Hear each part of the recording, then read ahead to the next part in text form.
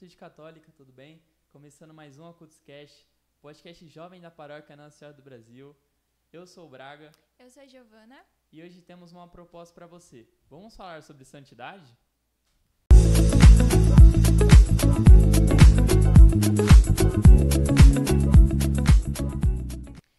E para discutir o tema Sagrada Família, nós convidamos um casal muito especial, tio Wesley e tia Márcia. Sejam bem-vindos. Obrigada. Boa noite, obrigado pelo convite. Eu sou Wesley, mais conhecido como tio Wesley. E eu sou a Márcia, tia Márcia. Boa noite, obrigada, viu, pelo convite. Muito bem, e para começar, a juventude quer saber como vocês se conheceram. Você começa? Nós éramos da cidade de Fernandópolis, uma cidade que fica aqui próxima ao Rio Preto, 100 quilômetros aproximadamente. E a gente fazia parte do mesmo círculo de amigos. E aí me interessei pela mocinha, um tempinho atrás, 30 anos atrás. E aí, aqueles olhar, né, de paquera. Aí um dia resolvi criar coragem e conversar. Cheguei nela e falei, vamos, a gente usava o termo antigamente, ficar, né? Não sei se hoje é ainda esse. E aí falei, se a gente for ficar junto, então a gente vai ter que namorar. Vamos ser já de hoje. E aí naquele dia a gente começou, foi o primeiro beijo e já começou o namoro. Olha, que atitude! É. E da senhora, tia Márcia? Eu era novinha, eu tinha 15 aninhos na época. Confesso que na época, assim, não era apaixonada ainda por ele, mas eu já admirava, assim, principalmente pelo jeitinho dele, sempre muito respeitoso, muito educado, né? E aí ele me pediu em namoro, é claro que eu aceitei, né? E a gente começou a se conhecer melhor, né? E foi ficando. Desde o primeiro dia já falou, né? Que não, vamos namorar, não tem esse negócio de ficar. E aí a gente foi se conhecendo melhor e um se apaixonando pelo outro. 14 de maio de 94. Que isso, que atitude. Pedido de namoro? Lembra a data.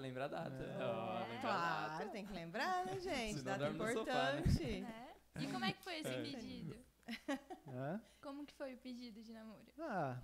Foi na festa, né? A gente estava numa festa, aí as amigas falaram assim, você não vai buscar a Márcia? Eu falei assim, mas onde ela tá? Ela estava em outra festa. Aí eu falei, se tem som, você chama, né? Aí uma das amigas nossas chamou ela, falou, você não vem? Ela falou, não tem como ir. Eu falei, não, se for para buscar, então eu vou. Aí fui, busquei, até ela, nesse trajeto ela não veio na frente no carro, né? Veio atrás, porque até então ela era só amiga, né?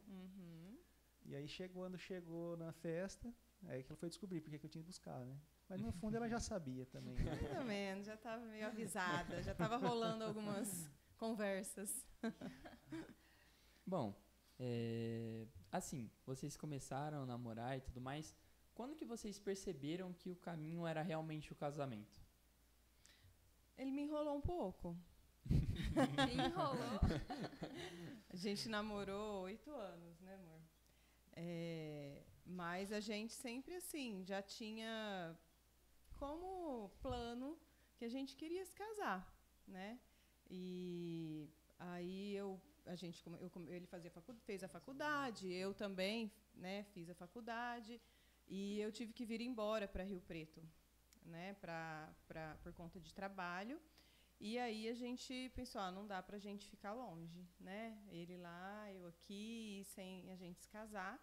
E aí, então, que a gente falou, não, vamos então oficializar isso, né? E aí ele me pediu, fizemos tudo que manda o script, né? Chamei o pai dela para conversar. E como é que já fazia foi? 7 anos de namoro já.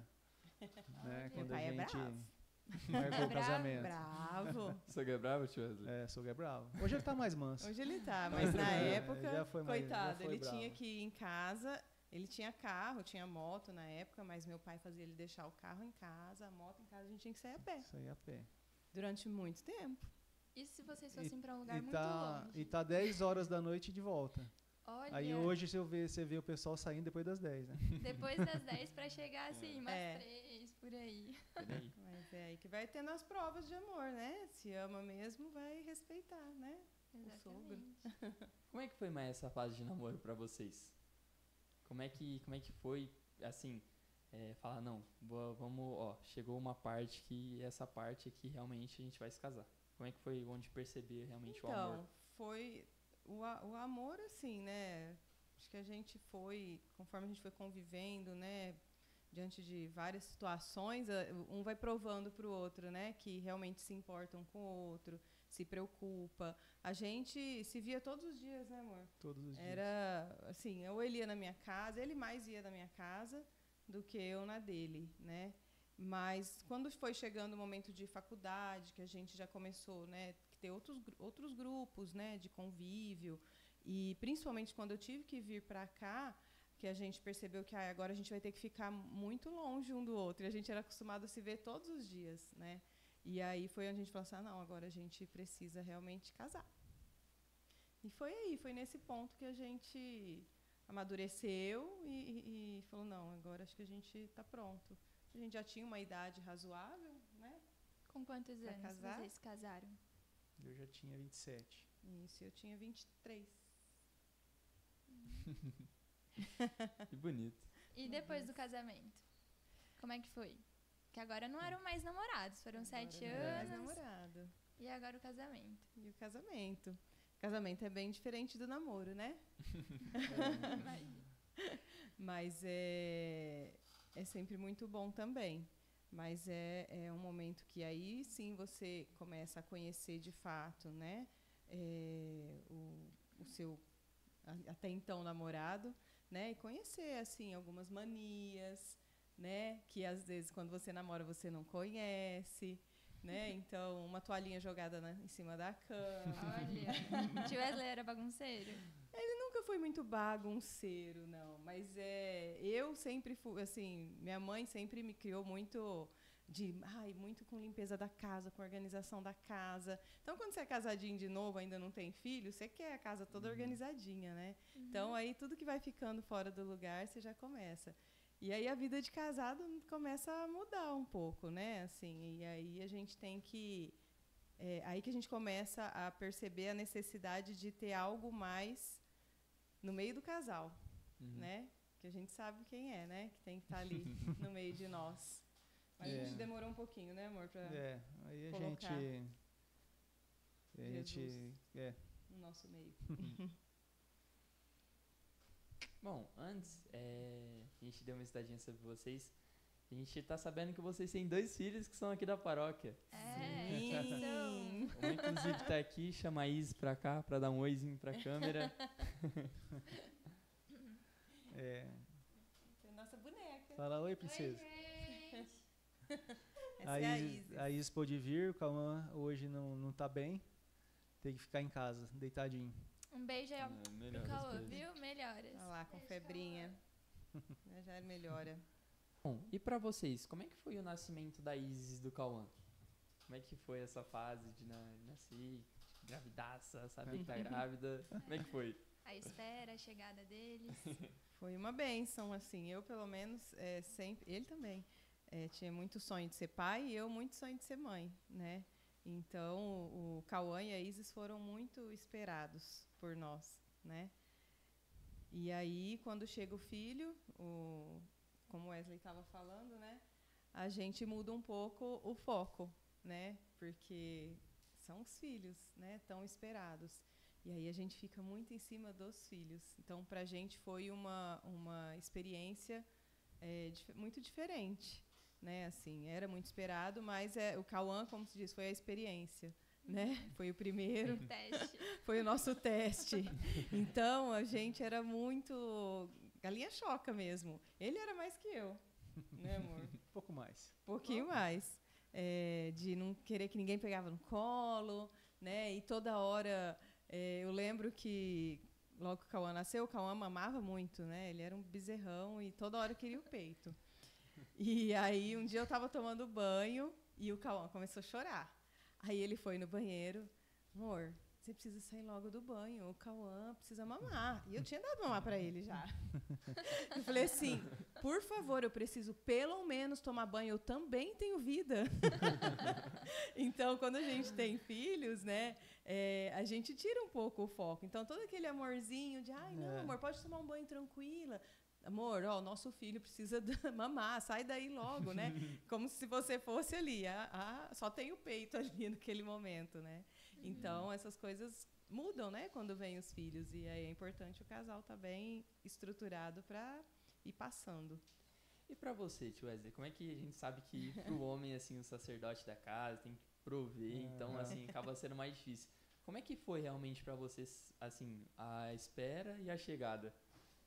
A gente se programou, né? Então a gente conseguiu fazer tudo certinho, vamos dizer. A gente casou, esperou 2 anos, assim, ela tomava anticoncepcional, aí parou de tomar e pedimos a Deus, não deu 4 meses, engravidou. Então, quando chegou, eu não tinha essa preocupação tanto assim financeira, vamos dizer, eu tinha mais aquela ansiedade, né, para ver carinho, como é que vai ser, vai aparecer comigo, vai aparecer com a mãe. E aí quando veio, foi só bênção, só alegria. E hoje a gente vê que tem... O que vocês acham? Isis, Cauã, quem é mais parecido com quem? Os dois parecem comigo, né? É uma polêmica por aí. É uma polêmica, mas eu acho que no fim eu tenho que dar a mão à palmatória e eles parecem com o pai mesmo. O Cauã. Só dei a barriga. A Isis também, ela tem alguns tracinhos assim leves, acho que meu, mas são tudo a cara do pai. É uma boa mistura. Que bom. E quanto à vida católica, a vida na igreja, como que foi para vocês? Tanto quanto casados, quanto a inserção dos filhos, a juventude? A gente nós não somos de berço católico, né? Então, assim, a família do Wesley é espírita, a minha mãe é católica, mas não era de missa dominical. Eu ia quando ela me levava, mas não era algo assim assíduo, sabe? De respeitar mesmo missa, dias santos e tudo mais. Isso foi acontecendo, na verdade, já mais na nossa vida adulta e depois de casados ainda, né? Então, na nossa juventude, não foi como hoje eu vejo, eu acho lindo, né? Vocês jovens no EJOCRE, né? A gente vê namoro santo, a gente não ouvia isso quando a gente começou a namorar. Né? Apesar da gente sempre se respeitar muito, os nossos pais também, né, amor? Sempre prezarem muito pelo respeito um com o outro, mas a gente não viveu isso na nossa juventude. Né? A gente se respeitou tudo, mas, por exemplo, a gente não viveu a castidade, né? A gente não tinha esse conhecimento. E hoje eu acho assim fantástico, é lindo ver essa juventude que a gente vê aqui na nossa comunidade, na nossa paróquia, sabe? No EJOCRE, ver vocês buscando a santidade, vivendo isso de fato. Pra gente não foi exatamente assim, né, amor? Apesar de não ser de família católica, mas minha mãe rezava muito em casa, né? Então eu cresci nesse meio, né? De fé, de acreditar. Então, quando eu conheci a Márcia, que nós, né, resolvemos ficar juntos, que ia casar, eu tive que fazer catequese, fazer primeira comunhão, porque eu não tinha nada disso, porque eu queria casar na igreja, né? E aí, então, foi o meu primeiro contato, na verdade, né, com a Eucaristia. Eu já era adulto, já tinha 27 anos praticamente. Eu casei com 27, eu fiz isso aqui um pouquinho antes, com uns 26 anos. E que fui confessar pela primeira vez. Então, aí começou a mudar um pouquinho o meu pensamento, né? Mas aí casamos e nada de voltar para a igreja. Né? Casamos e, na verdade, missa era cada 4 meses. E aí veio o Cauã, né? Conforme a gente já falou, veio o Cauã, depois veio a Isis. Aí o Cauã chegou numa idade que precisava encaminhar ele para algum lugar, né? E aí vamos colocar no catecismo, né? Para fazer. E a gente começou a ver paróquia perto de casa. Foi quando a gente começou a ir. A gente morava lá no bairro São Manuel, perto da paróquia Meninos Hoje de Praga. E o Cauã, a gente foi lá, né? Fez inscrição, mas o horário que tinha não batia pra gente fazer. Aí ele começou ali na não é Santa Cruz que chama a paróquia ali, né? Que o bairro ali é Santa Cruz, mas eu esqueci o nome da paróquia. E aí a gente colocou ele lá para fazer. Imaculado do Coração de Maria, acho que é. E aí, quando o Cauã ia fazer a catequese, às vezes eu ficava rezando lá nem sabia direito, mas já sentia alguma coisa. Eu ficava lá esperando ele, ia para dentro da igreja, começava a rezar o terço, mas ainda não tinha não estava entendendo muito ainda, sabe? Mas Jesus já estava ali colocando... E ele voltou, assim, sobre questão de casamento na igreja. Como é que foi o casamento de vocês? Foi na igreja? Foi. Como é que foi a festa? O casamento foi. Voltando assim pra É. ser bem curioso. O casamento foi na igreja, mas quem celebrou o nosso casamento não foi um padre, não foi um sacerdote, foram ministros que celebraram, né? Até na época, acho que se a gente já tivesse o entendimento de hoje, talvez a gente teria feito questão de que fosse um sacerdote, né? De fato, um padre. Mas o ministro era indicado, né? Pelo padre, já fazia vários casamentos. E aí a gente fez tudo bonitinho, marcou com antecedência, né? Sim, organizamos a festa. A festa foi muito boa, mas teve alguns episódios no final da festa, né, amor? O que aconteceu? Tentaram invadir a nossa festa de casamento. Mentira, Verdade. Tava passando uma galera, assim, que tava pra rua, né? Meninada. E queriam entrar e o segurança foi tentar interceptar. E o irmão dele, que era gigante, hoje já falecido, nosso querido Elton, ele foi tentar, né, amor, intervir. E aí eu vi que estava um movimento lá fora. A hora que eu cheguei, já estava o circo armado. Todo mundo tentando impedir, né, de entrar. Eu sei que no fim do casamento, eu estava dentro da Santa Casa, com meu vestido todo enrolado assim, com um nó.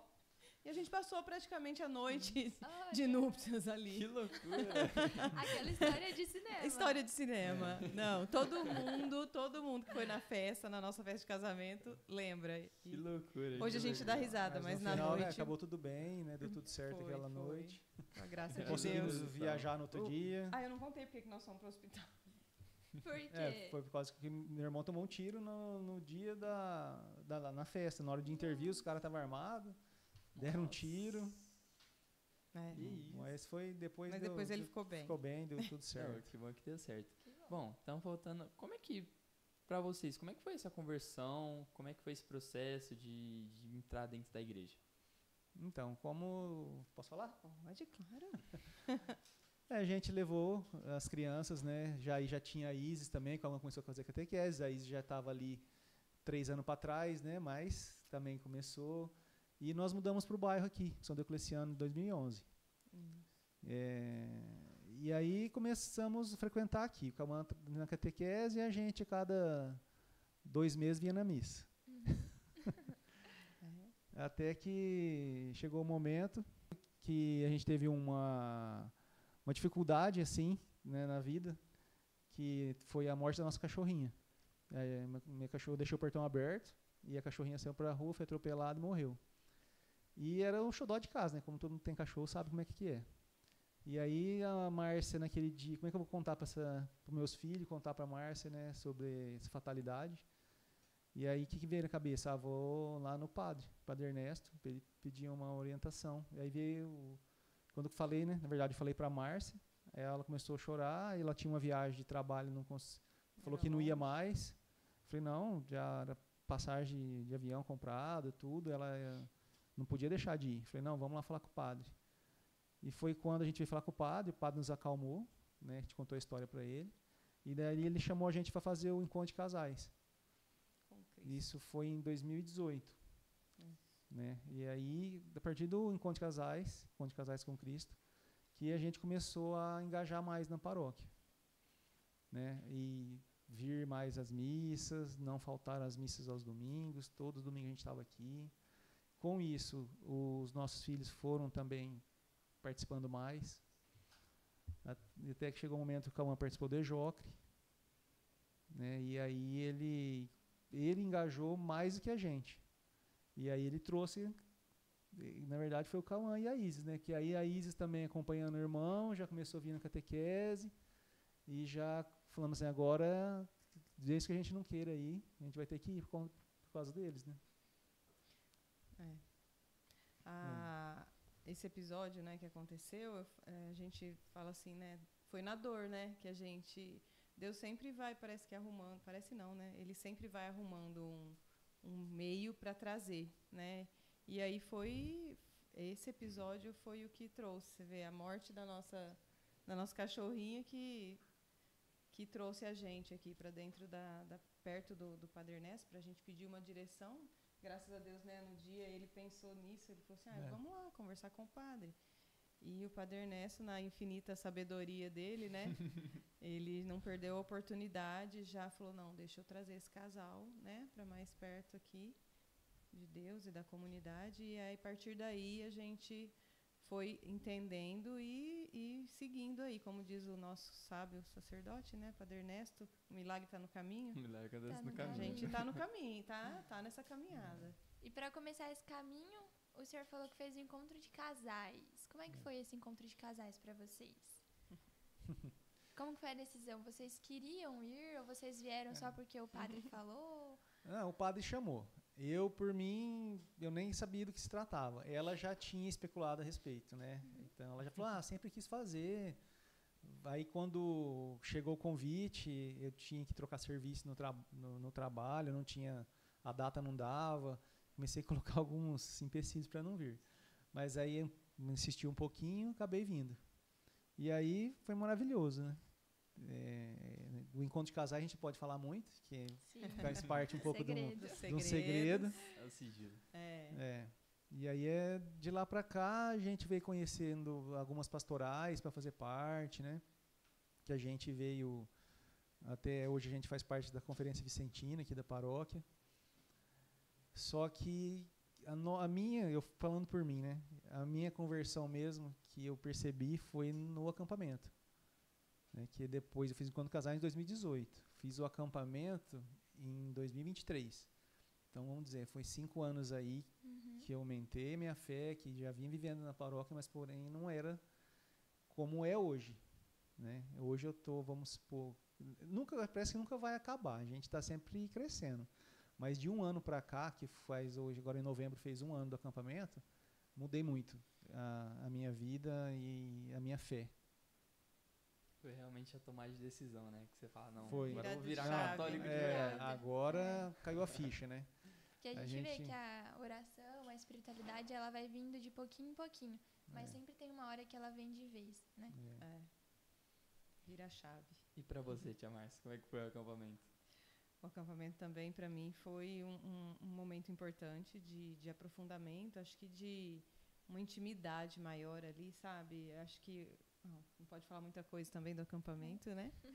Mas é um momento que aprofunda muito essa conexão mesmo com Deus. É um lugar que a gente consegue colocar muito, né, o nosso sagrado, vamos dizer assim, ali. Então, é mais uma etapa, é mais um passo, né, para que a gente, na caminhada, para que a gente vá fazendo essa intimidade com Deus. E como vocês acham que essa vida de oração foi contribuindo para o relacionamento de vocês? Nossa, muito, né? Eu falo que a vida de oração, a vida, quando você começa a conhecer o amor de Deus, você começa a olhar o outro diferente, né? A respeitar o outro de uma outra forma, que se você não conhece ainda o amor de Deus, você não faz. Então, eu falo para ele sempre isso, eu falo assim, eu não sei o que seria de mim se eu não tivesse tido essa conversão, essa oportunidade de conversão. Porque você vai, durante a sua vida, se você não tem, né, não vai criando essa intimidade com Deus, essa vida de oração, a gente vai sentindo um vazio. Às vezes você olha em volta e fala assim, eu sentia muito isso. Eu olhava em volta e falava assim, gente, eu tenho um marido maravilhoso, que me respeita, que me ama. Eu tenho 2 filhos. Falei assim, nossa, eu tive um casal, né? Todo casal acho que tem sonho, né? De ter um menino, uma menina e mais alguns, né? Se for o caso. E eu olhava em volta e eu falava, gente, eu tenho tudo isso, mas ainda assim, às vezes eu olhava e falava, sentia um vazio. Às vezes estava lá em casa, eu olhava tudo aquilo e falava, mas por que eu ainda sinto isso? E o vazio era isso, né? Precisava de Deus, porque a gente começa a ver a vida de outro jeito. Você começa a dar valor nas mínimas coisas que até então você não dava nem bola, né? Você nem entendia que tudo que você estava vivendo ali é graça, é Deus que está te proporcionando. Então, essa é a grande diferença, né? Você viver, eu falo, você tem o AC, né, e o DC, a vida antes de Cristo e a vida depois de Cristo. Não tem jeito. É uma mudança. Parece que tá caminhando, só que tá caminhando separado, né? Exatamente. Não tá unido, Exatamente. né? Porque olhando para a nossa vida, a gente vê que a gente sempre foi abençoado. Só que parece que a gente não tinha esse reconhecimento que a gente tem hoje. Né? E essa vida de oração que a gente tem em casa, que está sempre melhorando, precisa melhorar, mas nos aproximou muito, fez a gente conversar sobre assuntos que a gente nunca tinha falado. Apesar de já ter 30 anos junto, tinha coisa que a gente não tinha coragem de chegar, sentar e falar, vamos falar disso, vamos resolver isso. E com Deus fica tudo mais fácil. E como isso contribuiu, principalmente para a educação dos filhos? Que a gente sabe que, tipo, assim, pra minha idade, pra minha cidade, tem muita festa, muita festinha, baladinha, muita tentação, assim, do mundo. Como é que foi como é que isso contribuiu para a educação deles? Existe um jargão, né, um ditado que todo mundo fala, né, que exemplos arrastam, né? Então, a gente percebe que o fato da gente também ter começado a vir mais, né, a frequentar mais, a criar mais essa vida de oração, de realmente respeitar, né, os dias santos de igreja, as missas dominicais e tudo mais, isso foi trazendo eles. E isso foi bem gradativo mesmo, porque a gente sabe que vocês jovens, vocês vão para a escola, vocês não vivem só lá dentro da casa com a gente, né? Então, vocês conhecem outras pessoas, e se a gente não tivesse colocando eles no caminho com Deus, né, para eles conhecerem realmente o que Deus pede para a gente, né, os mandamentos da igreja, o que é pecado de fato, se eles não conhecessem isso, pelo menos tivessem uma noção, muito provavelmente eles poderiam ser um desses jovens que ainda, infelizmente, se perdem, né? Ou na promiscuidade, drogas, enfim.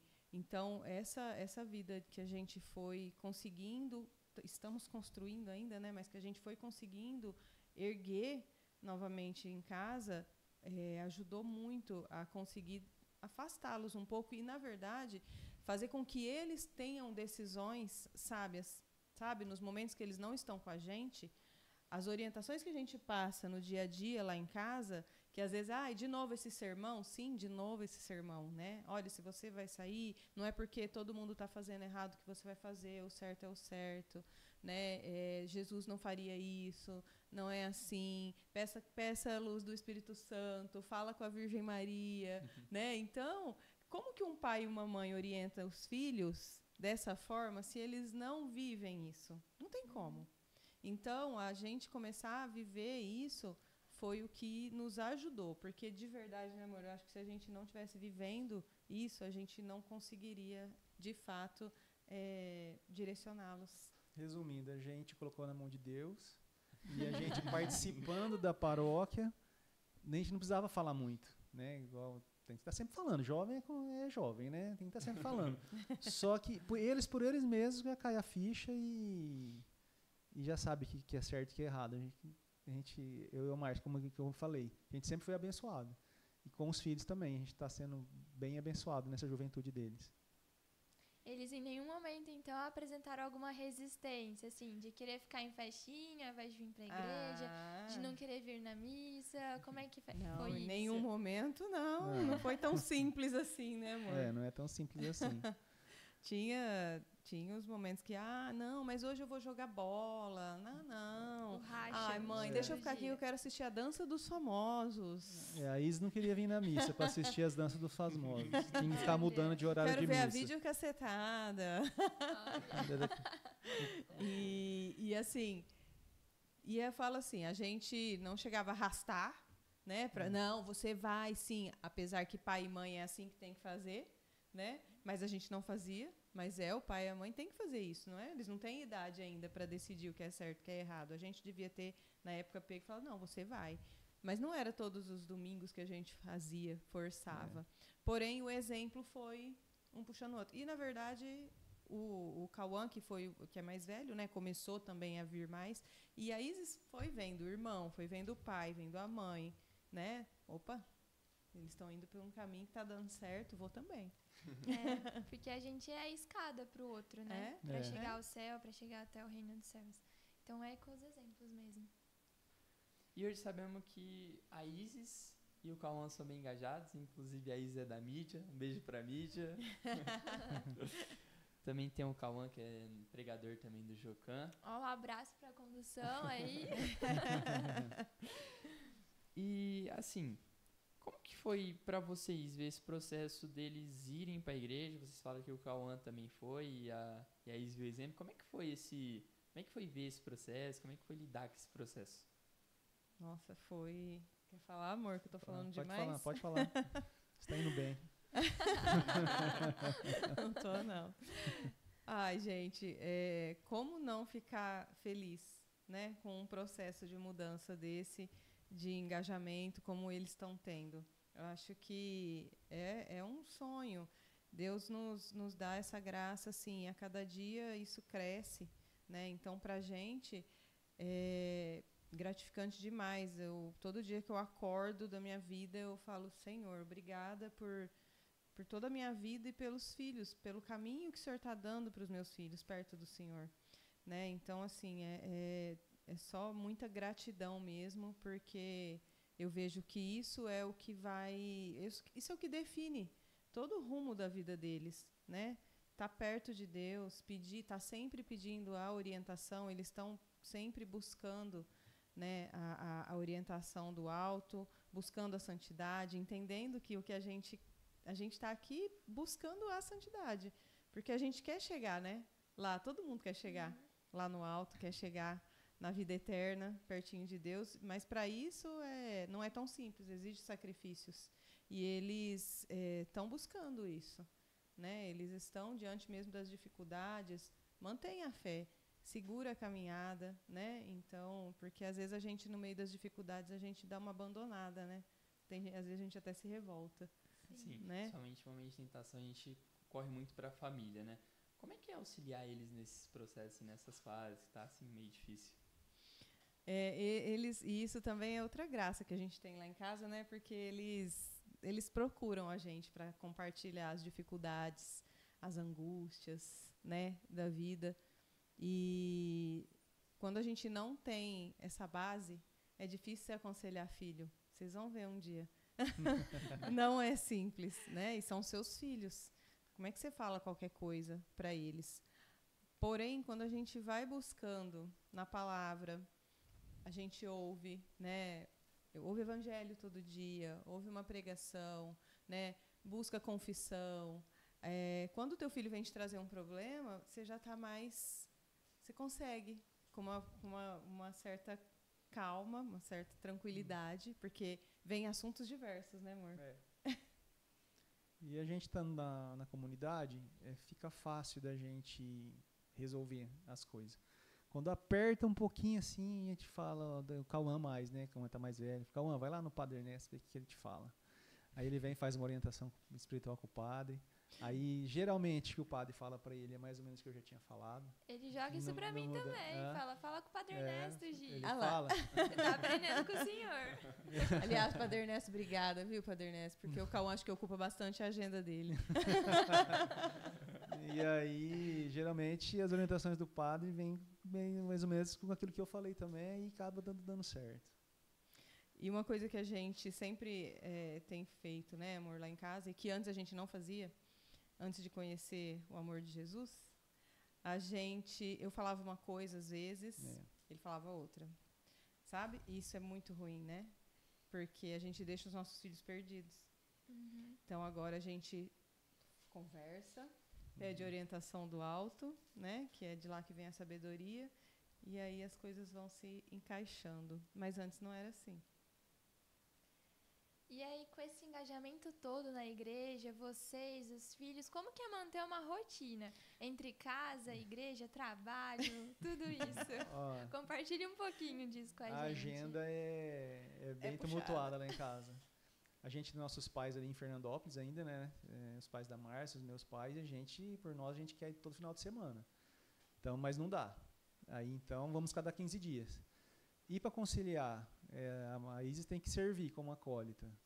O Cauã tem que fazer tem o EJOC de sábado. E às vezes pregação. A Márcia ministra. A gente tem as visitas dos vicentinos que a gente faz toda também. Toda semana.